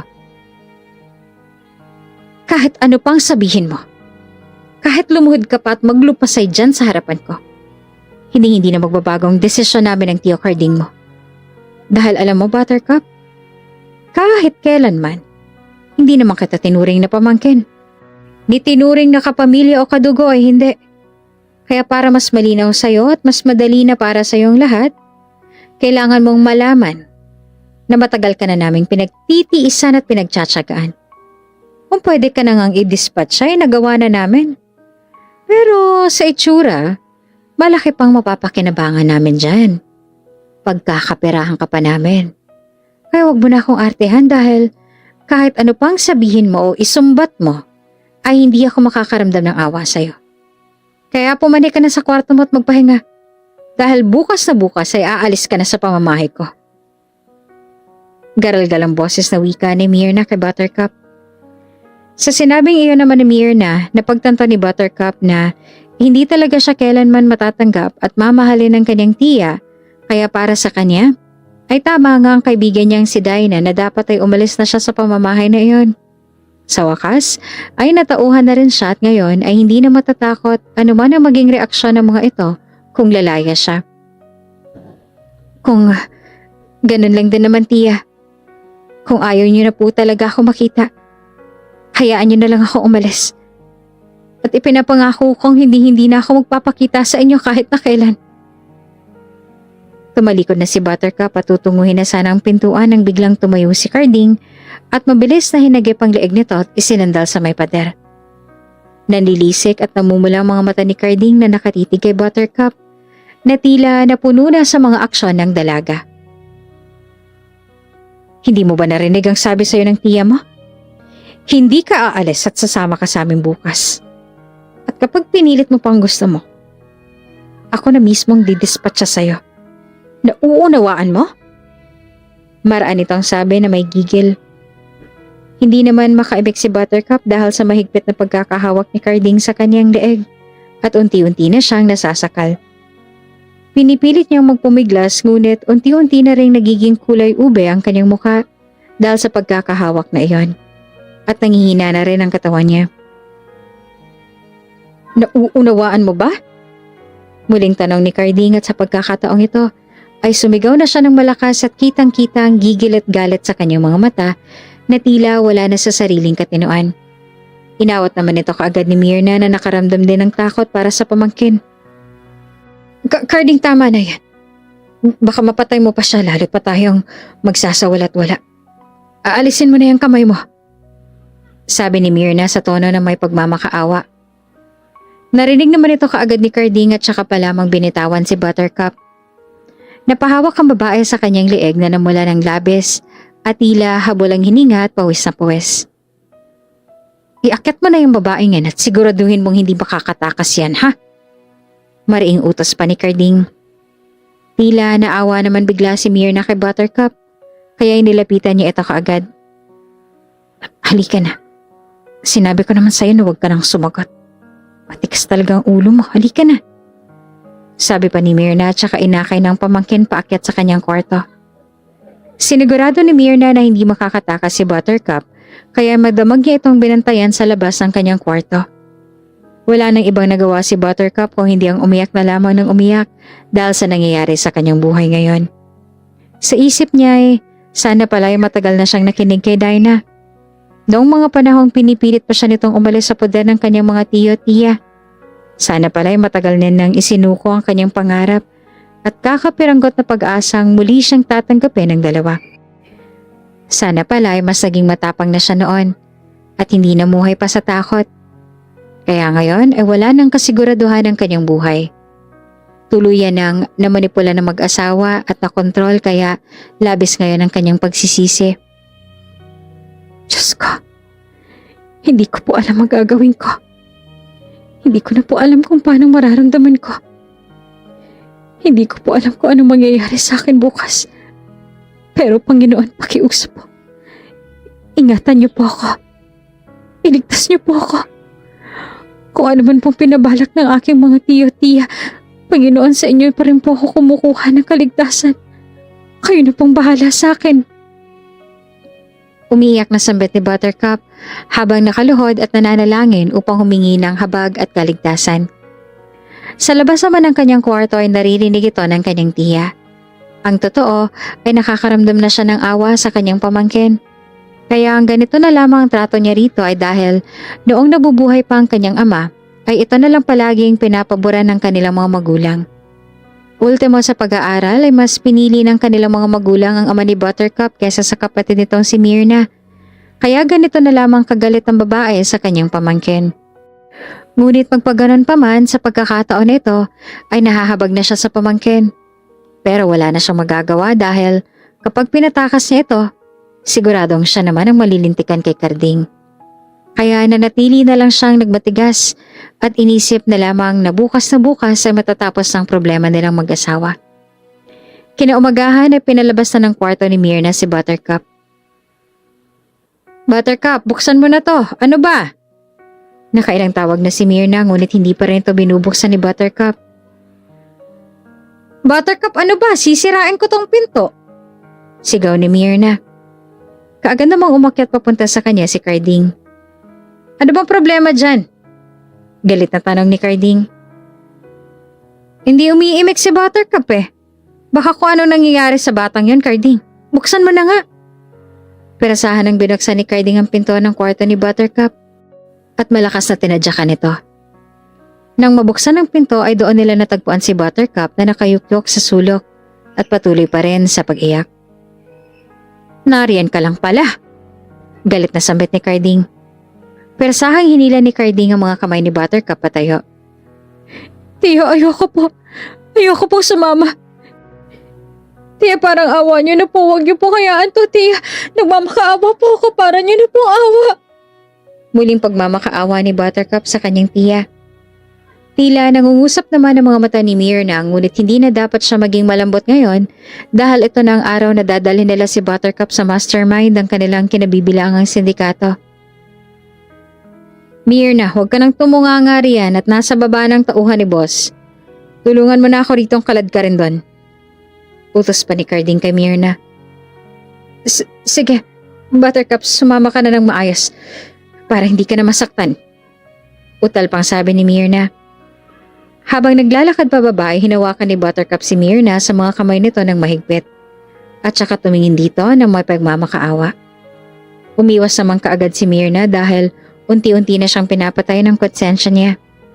Hanggang sa makasakay nila sa itim na van na pagmamayari ng mastermind. Samantala, sa resto naman na pinagtatrabahuhan ni Buttercup ay nagsisimula ng mag-ayos si Dinah ng mga decoration sa function room para sa kanilang magarbong event ngayong araw na ito. Dinah, natawagan mo ba si Buttercup? 9:00 na, wala pa siya. Nagsabi ba siyang hindi siya makakapasok ngayon? Tanong ng manager kay Dinah. Panay pa rin ang kontak ni Dinah sa kaibigang si Buttercup ngunit tila patay na ang phone ng kaibigan. Labis na rin ang pag-aalala ni Dinah sa kanyang kaibigang si Buttercup dahil batid niya ang tunay na kalagayan doon ni Buttercup. Nag-aalala siya at natatakot na baka kung ano nang nangyari sa kanya. Sir, patay talagang cellphone niya eh. Wala naman po siyang nabanggit sa akin na hindi siya makakapasok ngayon, sir. Nag-aalala na po ako. Nag-aalala lang sabi ni Dinah sa manager. Eh ano naman kayang nangyari sa kanya? Tsaka kapag uma-absent naman yun ay umaga pa lang nagsasabi na yun. Nasaan na kaya si Buttercup? Sagot naman ng kanilang manager na nagsisimula na rin mag-alala. Oo nga sir eh. Pati kahapon bago siya mag-out ay siya pang nag-request na siyang mag-aayos ng mga lobo dahil yan talagang gustong-gusto niyang gawin kaya napaka-imposibleng umabsent yun ngayon. Dagdag pa ni Dinah. Dumating na rin si Jared at nakangiting lumapit sa kanila. Good morning, may problema ba? Bungad ni Jared. Pansin niyang malungkot ang mukha ng dalawa na pawang nag-aalala. Kasi sir, hindi maituloy-tuloy ni Dinah ang sasabihin dahil hindi niya alam kung paano uumpisahan. Huminga muna siya ng malalim bago nagsalita. Kasi sir, hanggang ngayon po ay wala pa rin si Buttercup. Wala naman po siyang nababanggit sa akin absent siya ngayon. Isa pa'y masayang-masaya pa nga po siya kahapon bago siya umuwi dahil sa event na to. Kaya napaka-imposible po na hindi siya makapasok ngayon. Nag-aalalang sabi ni Dinah. Bigla namang napalitan ng pagtataka ang reaksyon ngayon ni Jared at maging siya ay nakaramdam din ng kaba at masamang kutob. Talaga? Dinah, may alam ka ba na maaaring dahilan kung bakit hanggang ngayon ay wala pa rin siya? Nagtatakang tanong naman ni Jared kay Dinah. Noong una ay ayaw pang aminin ni Dinah ang tunay na nangyayari kay Buttercup sa kanilang pamamahay. Ngunit masama talagang kutob niya na may nangyayari ritong masama. Kaya sinabi na rin niya ang kanyang mga nalalaman kay Jared para magbabakasakaling matulungan ito ng kanilang boss. Sa katunayan po, Sir Jared, hindi po talaga maayos ang kalagayan ni Buttercup dun sa kanilang bahay, kasamang kanyang tiyahin at tiyuhin. Wala na po kasi siyang mga magulang at ulilang lubos na kaya ang tanging mga tiyahin at tiyuhin na lamang po niya nakakasama at kumupkup sa kanya. Kaso nga lang po, hindi magandang trato sa kanya ng dalawa. Bukod po ang trabaho niya rito at trabaho niya sa bahay. As in, walang ginagawa ang kanyang mga tiyahin dahil sa kanya lahat. Ultimong buwan-buwan niyang sinasahod dito ay buo niyang sinusulit sa kanyang tiya. Ni sentimo po ay walang natitira sa kanya. Kaya hindi na po talaga siya nakakapagpahinga ng maayos dahil doon sa kanila. Hanggat hindi po natatapos ang pagsusugal at pag-iinom ng mag-asawa, kasamang kanilang mga tropa ay hindi pwedeng matulog si Buttercup. Katulad po ng isang araw, napagbuhatan na rin siya ng kamay dahil napansin kong namumula ang kanyang kabilang pisngi. Sa sobrang bait nga lang po ng babaeng yan, handa niyang tiisin lahat ng yon dahil umaasa pa raw siya na matatanggap at mamahalin pa rin siya ng kanyang tiya-tiyo. Ilang beses ko na nga po yung sinabihan na lumayas na eh. Kaso ayaw niya naman. Pinagbabantaan daw ng kanyang tiyo ang kanyang buhay. Kaya natatakot daw siyang umalis. Kaya Sir Jared, malakas ang kutob ko na nasa panganib ngayon ng buhay ni Buttercup. Maluhalo ang kwento ni Dinah kay Jared. Nang malaman ito ni Jared ay bigla siyang nakaramdam ng matinding habag para sa dalaga. Hindi niya akalaing sa likod ng mga magagandang mga ngiti ni Buttercup na ipinapakita sa kanya, sa kanila, ay may matindi pala itong lungkot na ikinukubli sa likod. Kaagad namang tinanong ni Jared sa Dinah kung saan nakatira si Buttercup. Dinah, masasamahan mo ba ako sa bahay ni Buttercup? Diretsang tanong ni Jared kay Dinah. Kaagad namang tumugon ang babae. Opo sir, alam ko po kung saan sasamahan ko po kayo. Sabi ni Dinah. Wala na silang pinalampas pang mga oras at nagpunta na kaagad sila sa bahay ni Buttercup. Pinaubaya na rin nila sa manager ang event at kumuha nila ng tao sa mga on-call nila. Habang binabaybay ni Jared ang daan ay tanging pintig lamang ng kanyang puso ang namumutawi sa buong sasakyan. Napatingin naman sa kanya si Dinah at doon ay nasaksihan ng babae ang buong reaksyon ng mukha ni Jared. Takot na takot ito at labis-labis ang pag-aalala. Sa pakiwari niya ay may nararamdaman na ito para kay Buttercup dahil sa matindi nitong pag-aalala sa kanyang kaibigan. Ang tanging dasal na lang nila ngayon ay sana nasa maayos at ligtas sa kalagayan si Buttercup. Ilang sandali pa ay narating na nila ang compound na tinitirahan ni Buttercup. Sir, ito na pong bahay. Pero parang walang tao, sabi ni Dinah. Buttercup! Buttercup, nandito kami ni Sir Jared! Sigaw ni Dinah ngunit wala pa rin nagbubukas ng pinto. Buttercup, si Sir Jared mo to! At sumigaw na rin si Jared. Ngunit wala pa rin Buttercup na lumalabas. Doon ay talagang kinutuban na sila ng masama. Lumapit naman sa kanilang ilang mga kapitbahay. Sino bang hinahanap niyo riyan, sir? Tanong ng mga tao riyon. Si Buttercup po, nasan po kaya sila? Parang wala pong tao eh. Sagot ni Dinah. Naku, wala nga sila. Sinundo silang tatlo ng kanyang tiyo-tiya ng isang itim na van kaninang umaga. Mga alas 5 yata yon, sabi ng matanda. Nagkatingin na naman sina Jared at Dinah. May ideya po ba kayo kung saan sila nagpunta? Tanong naman ni Jared.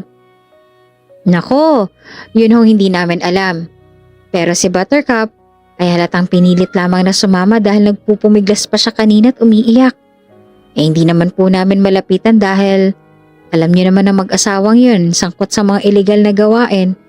Kaya takot hong mga tao rito dahil baka kung ano pang gawin nila sa amin. Kaya hindi na ho namin nasakluluhan pa si Buttercup. Pero sir, sa palagay ho namin ay masama talagang gagawin ng mag-asawang yun kay Buttercup. Sagot naman na matanda. Napaisip naman sina Jared kung saang lupalop kaya posibleng dalhin ng mag-asawa si Buttercup. Mga nanay, natatandaan niyo po ba kung anong plate number ng van na yon? Maling tanong ni Dinah. Nagkatinginan naman ng mga matanda na tila hindi alam at walang nakakita sa kanila ng plate number. Ngunit may sinuhestyon ng isa. Yan sir, yung bahay na yan may CCTV ho at saktong tapat sa pinagtigilan ng van. Sasamahan po namin kayo sa barangay hall para ipareview yung CCTV kaninang alas 5. Sa pagkasabing yon ay sumama na sila kaagad sa mga matatanda patungo sa kanilang barangay hall. Nang makarating sila roon ay kaagad silang inasikaso ng kapitan at ilang konsehal. Walang ilang minuto ay nakita na nila ang van at madali nang natukoy ang plate number. Kaagad na tumawag si Jared sa kanyang mga tauhan at mga kilalang nasa mataas na posisyon sa otoridad at saka humingi ng tulong. Dinah, ipapahatid na kita sa mga tauhan ko sa store. Ipaubaya mo na sa akin to. Ililigtas ko si Buttercup at sisiguraduhin kong magbabayad sa batas ng may sala. Maraing sabi pa ni Jared. Tumango na lamang si Dinah at nakinig na lamang sa sinabi ni Jared. Samantala, nasa hideout na rin sina Buttercup at ang mag-asawang Carding at Myrna. Bago nila iniharap si Buttercup sa mastermind ay pinasuot muna nila ito ng mas maikling damit para hindi na umurong pa ang mastermind. Tia, maawa po kayo, pakawalan niyo na po ako. Sa huling pagkakataon ay humingi siya ng saklolo sa kanyang tiya Myrna. Ngunit kagaya ng mga nauna nitong sagot ay binaliwala na lamang niya ito at hinawakan ng mahigpit ang pamangkin. Ginapos din nilang mga kamay nito na parang wala nang kawala pa. Puno ng mga armadong tauhan ng mastermind ng buong lugar. Carding, ito na ba ang palit ulo mo? Tanong ng isang tauhan habang tinititigan si Buttercup mula ulo hanggang paa. Oo, at samahan mo na kami kay Master X. Si Master X ang mastermind ng kanilang sindikato at siya rin ang nagpapatakbo ng malaking kalakalan ng droga sa bansa, maging sa labas at iba't iba pang mga bansa. Mataas na tao at maimpluwensya at marami na ring napapatay na tao. Inosente man o hindi. Maghintay ka lang dyan at may katransaksyon pa si Master sa loob. Huwag kang atat. Pasalamat ka't binigyan ka pa niya ng tsansa na mabuhay dahil kung hindi, ako na mismo ang magbabaon ng mga bala ng baril na to sa ulo mo.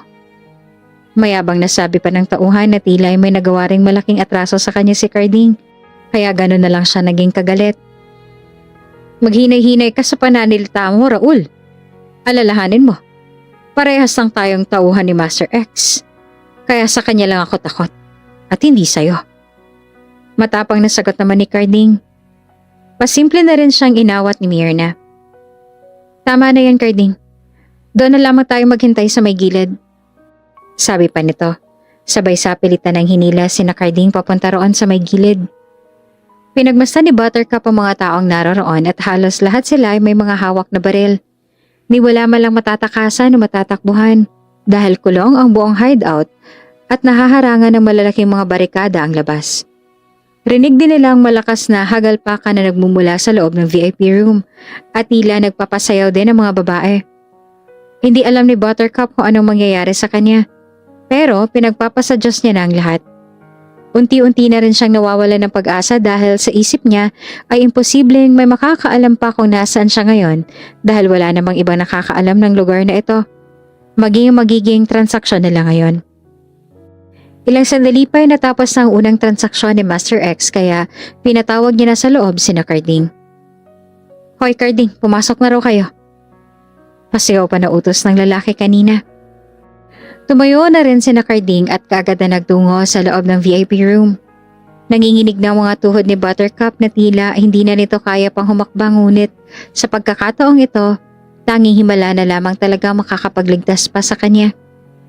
Nang makapasok sila ay bumungad sa kanilang nakakalat ng mga puting pulbos sa may babasaging mesa na nasa harap ng isang nakatoksido na lalaki habang sinasayawan ng mga bayarang babae na naroon. Master X, narito na po si Carding at ang mga kasama niya. Sabi ng lalaki doon sa Master X. Umangat naman ang tingin si Master X kina Carding. Carding! Long time no see! Tatawa-tawang bati ni Master X kay Carding. Kaagad namang lumuhod si Carding na ikinagulat naman ni na Buttercup at Myrna. Master X, humihingi po ako ng kapatawaran sa mga nagawa ko. Patawarin niyo ako, Master. Nakaluhod na sabi ni Carding. Napatawa naman si Master X sa ginawa ni Carding. Alam mo, nakakatawa ka talaga, Carding. Nakakatawa siya, no? Sabi pa ni Master X sa mga tauhan niyang nasa loob. At utas pa rin nakakatawa na halatang malakas na ang tama. Walang hiya ka, Carding. Hindi na ako makahinga sa'yo. Tumayo ka nga riyan at mukha kang aso sa asal mo. Utos ni Master X kay Carding at kagad naman itong sumunod. Halos lahat sila ay nagtawanan doon sa ginawa ni Carding. Ay nako, Carding. Oh, alin ba riyan ang kapalit ng ulo mo? At doon ay nagtanong na si Master X. Hinila naman ni Carding si Buttercup na takot sa kanyang kinatatayuan. Nang mapatingin dito si Master X ay tila napako ng mga tingin nito kay Buttercup. Ilang sandali rin siyang nakatitig sa babae. Tila masasabi niyang walang-wala ang mga babaeng nagsasayaw ngayon sa kanyang harapan sa itsura ni Buttercup na mukha pang inosente at birhen. Kaano-ano mo siya? Naging seryoso naman ang timpla ng mukha ni Master X at saka humithit pa ng sigarilyo. Pamangkin ko ho, Master. Batang-bata ho yun at kailanman na hindi pa nagkakanobyo kaya sigurado akong birhen pa yan. Sabi naman ni Carding. Kalagan mo. Mahinang utos si Master X kay Carding. Ho? Utal na tanong ni Carding. Tila nagpanting naman ang tenga ni Master X. Bobo ka ba o bingi? Sabi ko, kalagan mo. Ang ganyang klaseng babae ay hindi dapat ginagapos. Gusto mo ikaw ang igapos ko? Tanong ni Master X kay Carding. Kaagad namang kinalagan ni Myrna at Carding ang pamangkin. Ayos na ho ba siya sa inyo, Master X? Pasalamat ka at may maganda kang pamangkin. Dahil kung wala, baka naligo ka na sa sarili mong dugo ngayon. Kasama niyang wala mong silbing asawa. Matapos mo akong gaguhin at pagnakawan, hindi na dapat pinapatagal pang buhay mo. Pero dahil may tinatago ka palang anghel, kaya absuelto ka na sa akin ngayon.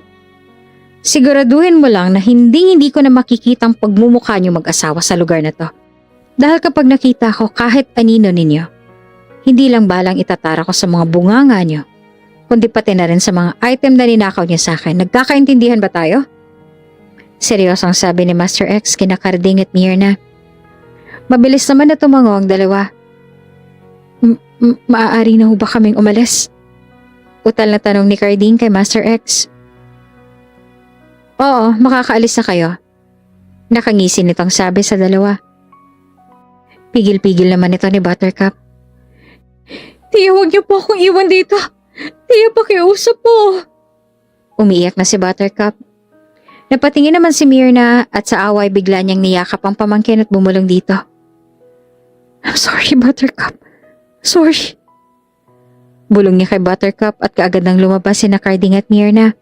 Habang si Buttercup naman ay naiwan ng mag-isa kay Master X. Sinenyasan naman ni Master X ang isa niyang tauhan. Ikaw nang bahala sa dalawa. Itapon niyo na lang ang katawan pagkatapos. Pahirapan niyo. Seryosong utos ni Master X sa isa. Masusunod po, Master.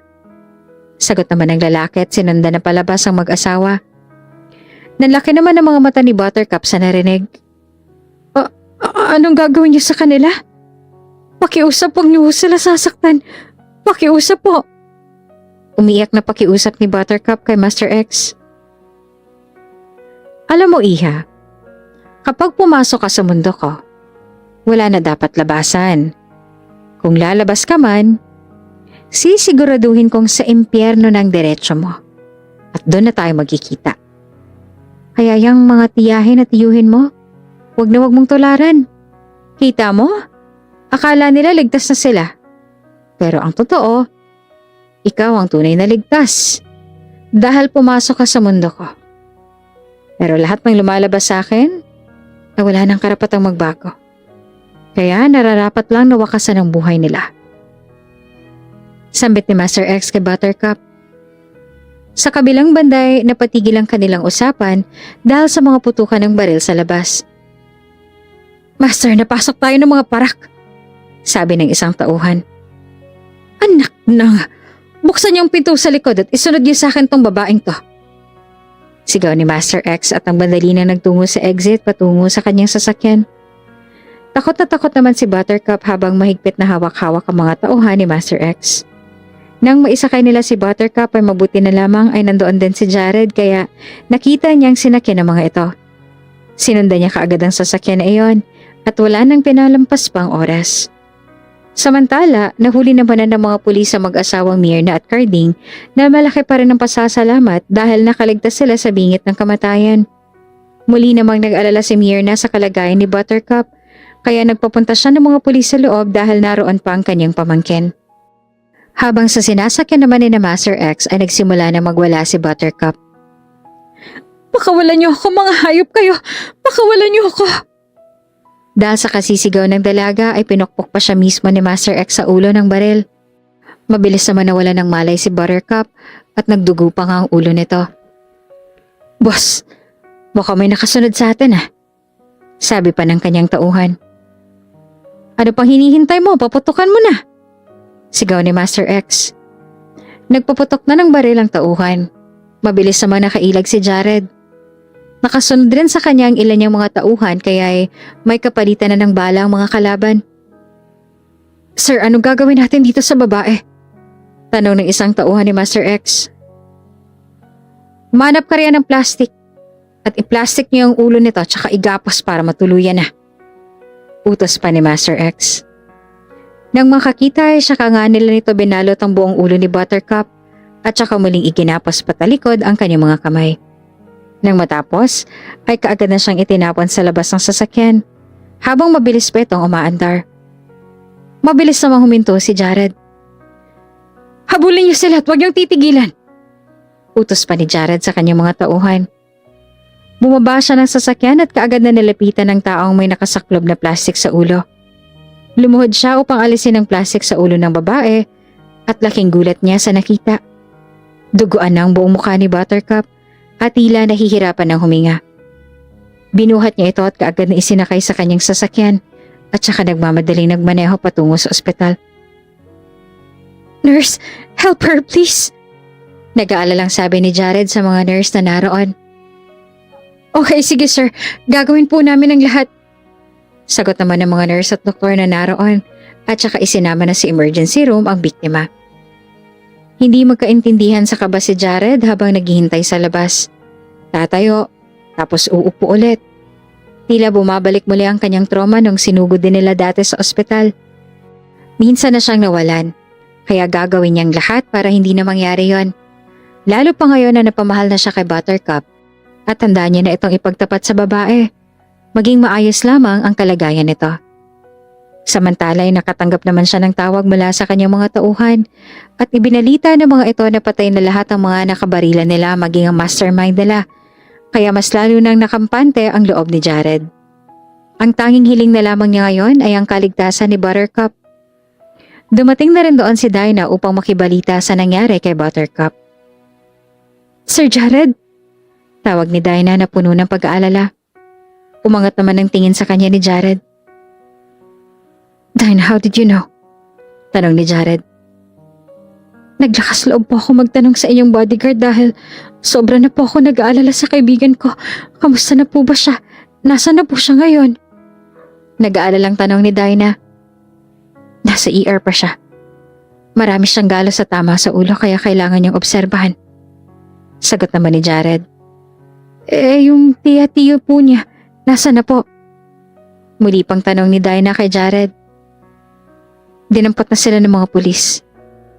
Maging yung mastermind nila ay napaputokan na rin ng mga tauhan ko. Kaya ligtas na si Buttercup mula sa kanila. Ang inaalala ko lamang ngayon ay ang kanyang kaligtasan sa mga tama sa katawan na natamo niya. Nag-aalalang sabi naman ni Jared kay Dinah. Sabay na silang umupo sa may bench. Huwag na ho kayo mag-alala. Kahit sobrang bait niyan, matapang din po yan. Alam kong lalaban si Buttercup. Makakasama pa po natin siya na matagal. Magdasal lang po tayo. Hindi po tayo pababayaan ng Panginoon. Wika ni Dinah. Sabay na silang naghintay doon ni Jared. Ilang oras din ang itinagal ni Buttercup sa ER nang lumabas na ang doktor. Sir? Tawag ng doktor kay Jared. Kaagad naman silang tumayo ni Dinah upang makibalita. Dok, kamusta na po? Kamusta si Buttercup? Alalang tanong ni Jared sa doktor. Ayos na hong pasyente. Ngunit asahan niyo ho na may mga alaala siyang pansamantala niya makakalimutan. Dahil makamalakas ang pagkakatama sa kanyang ulo ng bagay na kung ano man ang ipinalo sa kanya. Nagkaroon siya ng internal bleeding na naging dahilan ng pagkakaroon niya ng temporary amnesia. Pero hindi naman po ito tatagal. Inuunahan ko na lamang kayo dahil baka mabigla kayo sa magiging response niya kapag nagkamalay na siya. Kaya sir, ma'am, maiwan ko na muna ho kayo. Ililipat na rin ho ang pasyente sa recovery room. Mauna na ho ako. Sambit ng doktor. Tila nabunutan naman ng tinik ang puso ni Jared at Dinah sa narinig. Kahit na nagkaroon ng temporary amnesia si Buttercup ay ayos na rin sa kanila ito dahil ang mahalaga ay ligtas ng dalaga.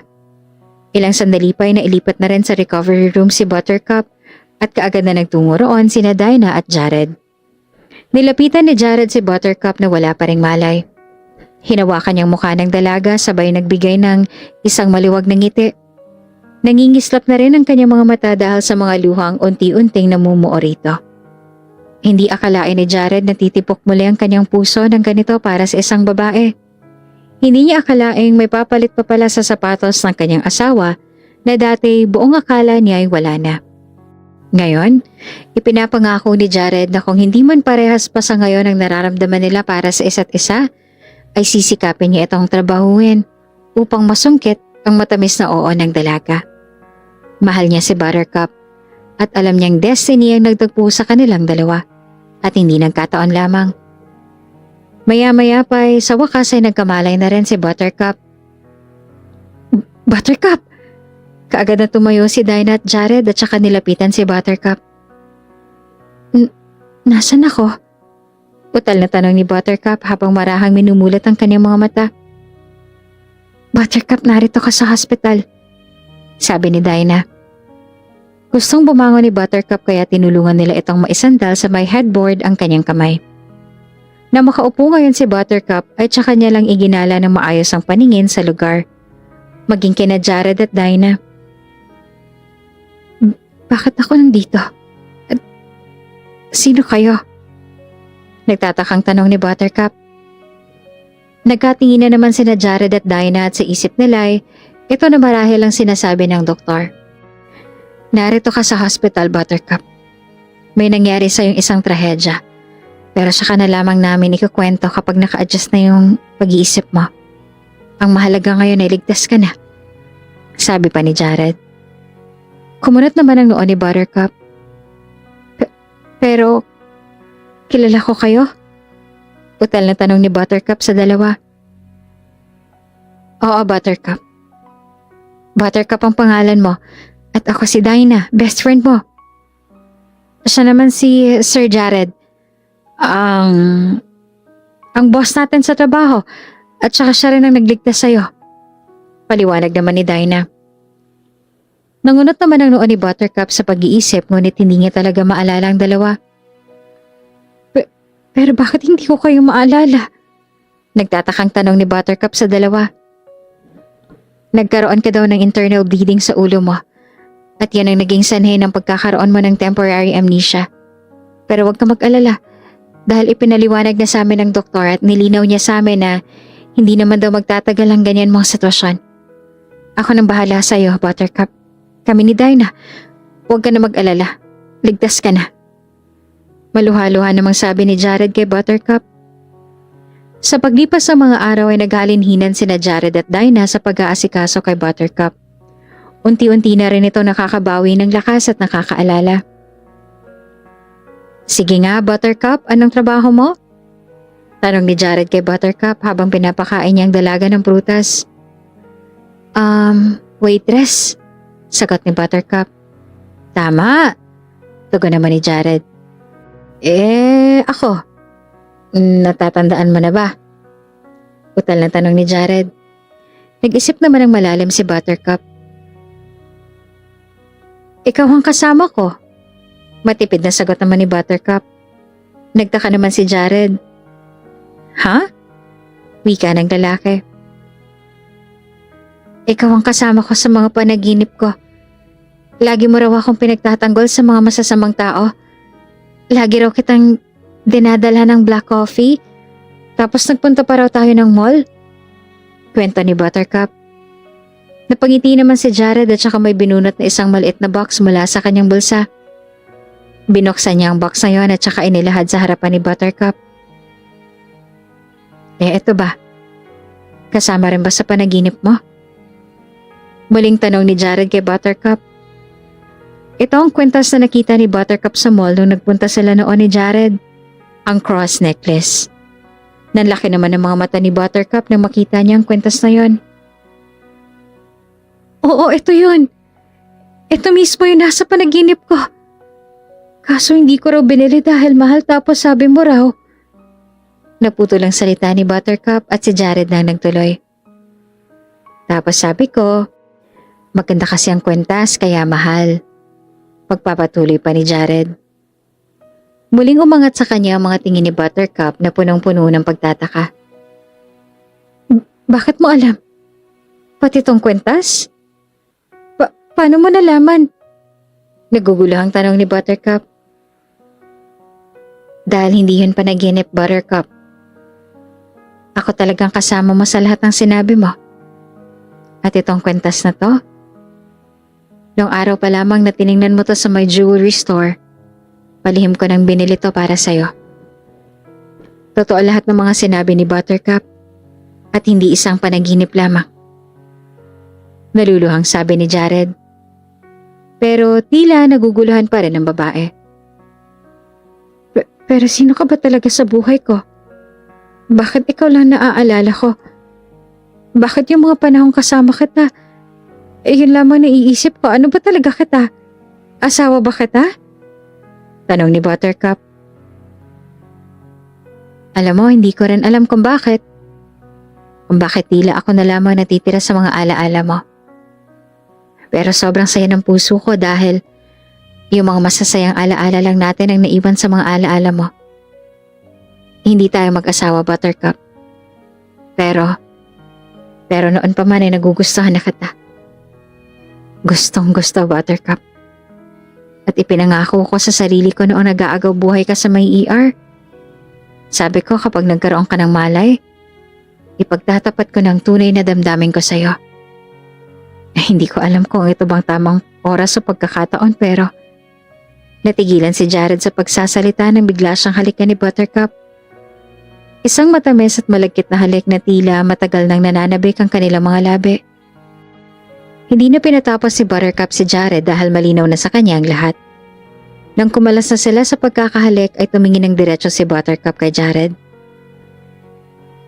Mahal din kita, Sir Jared. Noon pa man ikaw lang tinitipok ng puso ko. Sabi ni Buttercup at saka tuluyan ng lumuha ang kanyang mga mata. Mahal din kita, Buttercup.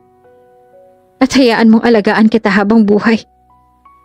Sagot naman ni Jared at muli nang pinagdikit ang kanilang mga labi. Ilang sandali pa ay pumasok na si Dinah. Buttercup, may dala ako. Napahinto naman ang dalawa at sabay na napatingin kay Dinah. Parehas lang napangiti sa naging reaksyon ng mukha ni Dinah. Anong meron? Utal na tanong ni Dinah. Nakakaalala na siya, sabi ni Jared. Napatingin naman si Dinah sa magkahawak na kamay ng dalawa. I mean po, anong meron sa inyong dalawa na hindi ko alam? Pabirong tanong ni Dinah sa dalawa. Ikakasal na kami. Diretsong sagot ni Jared. Ikinagulat naman ito ni Dinah, lalong-lalo na si Buttercup. Doon din naman tayo hahantong, Buttercup. Kaya hindi ko nahahayaan pang makawala ka sa akin. Sagot ni Jared. Sumang-ayon na rin si Buttercup dahil yun din naman ang gusto niyang mangyari. Ngunit sa huling pagkakataon ay muli siyang humiling kay Jared.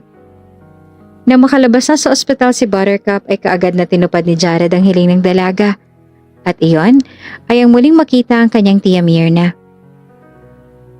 Myrna, may dalaw ka! Sigaw ng pulis at mabilis namang nagtungo roon si Myrna. Nang makita niya si Buttercup ay hindi siya makapaniwala na muli pa siyang gugustuhin makita ng kanyang pinagmalupitang pamangkin.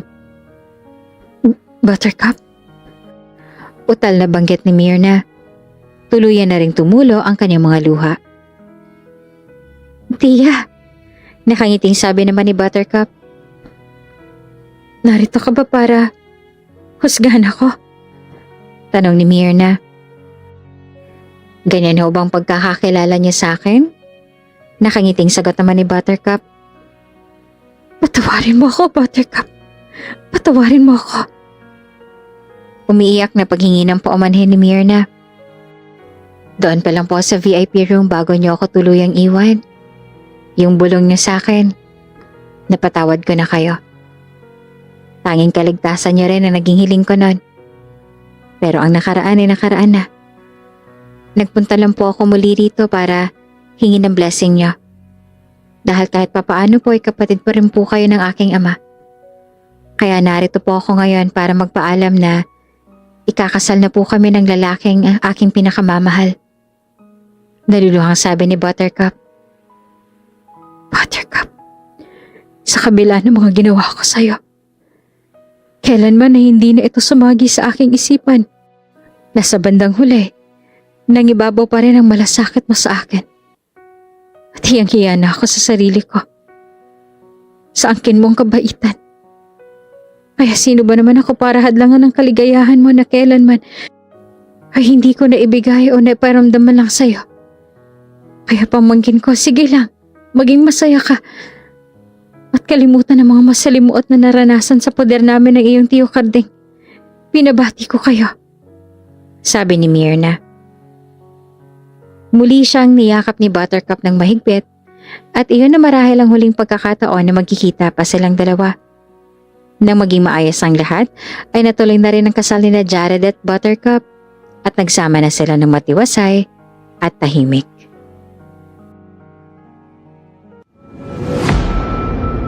Kung bago ka pa lang sa channel na ito, Ate Jane TV, huwag kalimutang pindutin ang notification bell and subscribe button. Sana po hindi naman malaking abala sa inyo ang pagpindot ng subscribe button dahil ang kapalit po nito ay ang pagsuporta para makapag-produce ng mga libreng stories sa mga channels ni Ate Jane. Maraming salamat! Good evening, sir. Ito na po ang menu.